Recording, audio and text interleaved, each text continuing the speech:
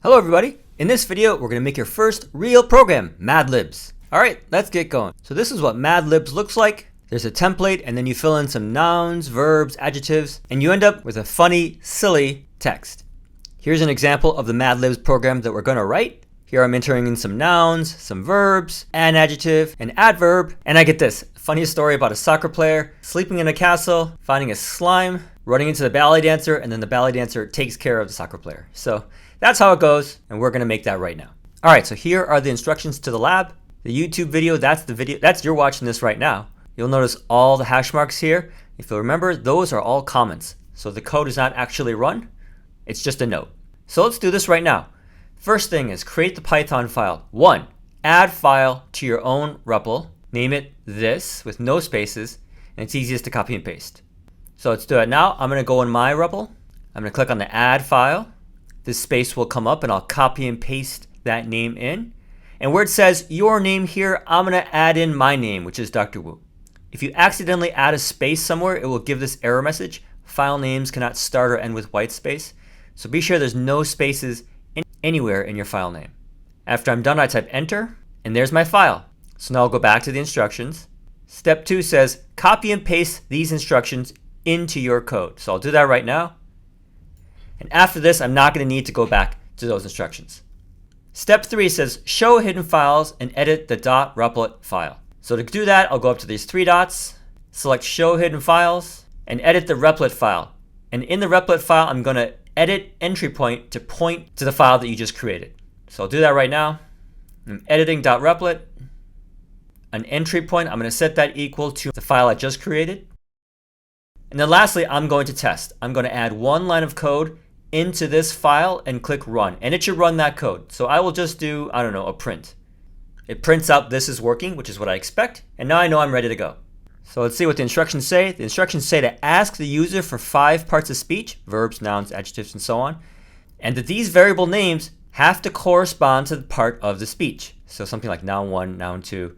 So this is a big principle of good programming, and that is that you want to use good variable names. The variable names should tell you exactly what the variables are.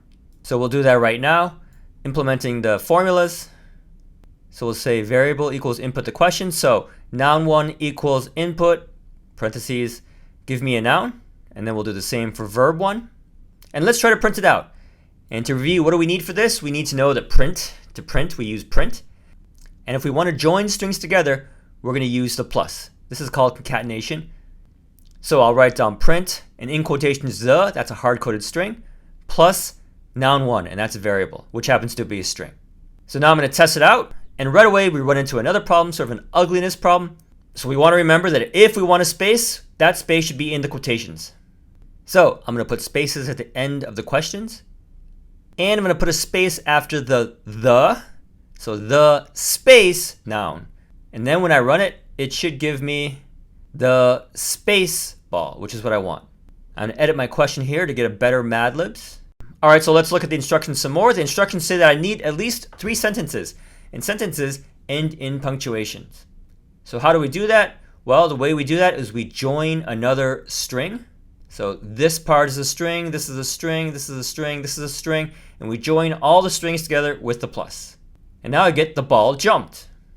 So if I want to continue, let's say I put a then after the exclamation point. I'll run it, and look, I got another space problem. Again, if you want a space, put it in the quotation marks. So I run it, and it all looks good. So I don't have the whole thing right here. I have just 2 parts of speech, 1 sentence, but the spacing is all good, and I think you can finish it from here. So here are some common mistakes. If I keep on going and make an adjective, you'll see this red line. Can you spot the mistake? If there's no quotations, that means it's a variable. If I want it to be a hard-coded string, I need quotations around it. All right, I'll keep on going here. It says invalid syntax. What's the error here? Well, if I want to join strings together, I need to have a plus between them. And I have this string adjective and the string noun, but there's no plus between them. Here's another one. When I mouse over it, it says undefined name adjective. So computer thinks that adjective is a variable. And what's adjective? Trick question, it doesn't exist. It's adjective 1. Here's another example of a missing plus. When I have a string and I want to join it with another string, I need a plus between them. All right, so now we're going to get to grading our lab. But before we do that, we're going to change a setting in Chrome. We are going to have it ask every time where to download, and you'll see why in a second. So to do this, I go up to the 3 dots in the upper right. I click Settings.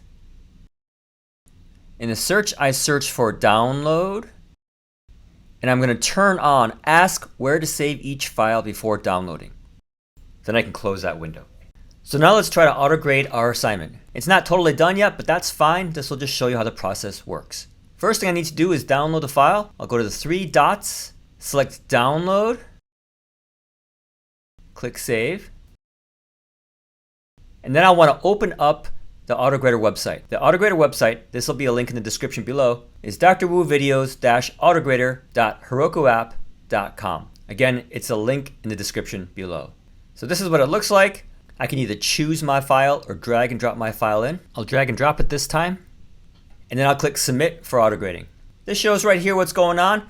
I have my first test, which is for 5 points, that I have at least 1 question being asked, which I do. I also have 3 questions being asked, so that's good, and that's 5 points. But I don't have 5 questions being asked yet. That's because I'm not done yet. But I know I'm on my way, and if I don't really understand what this thing is saying, I can click on a help link here. It'll take me to a page, and it goes, okay, this is what a question looks like. So hopefully these hints help you figure out what's going on. All right, looking down some more.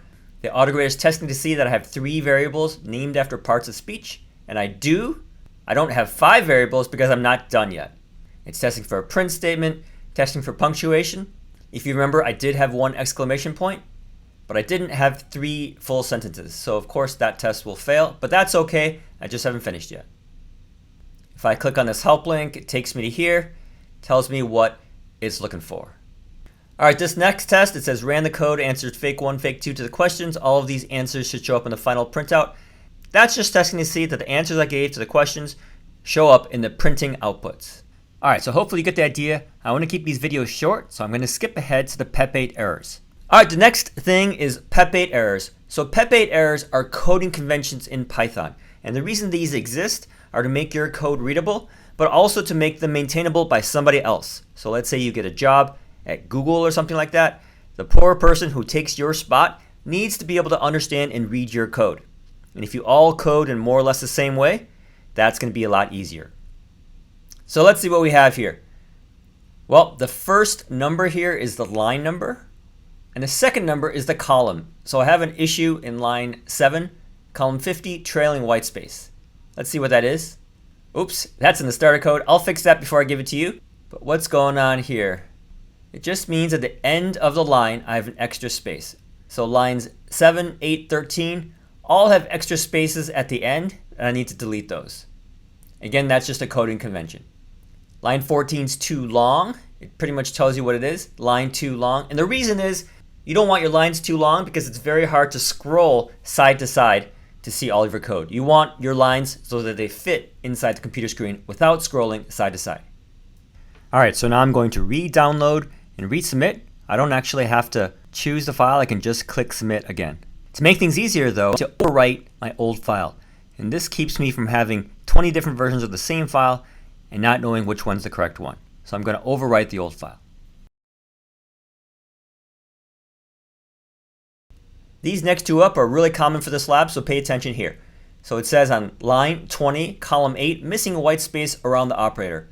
And what does that mean? Well, the operators are things like equals, plus, minus, times, division. And Python wants you to have spaces on both sides of those for readability. So I'm going to fix those.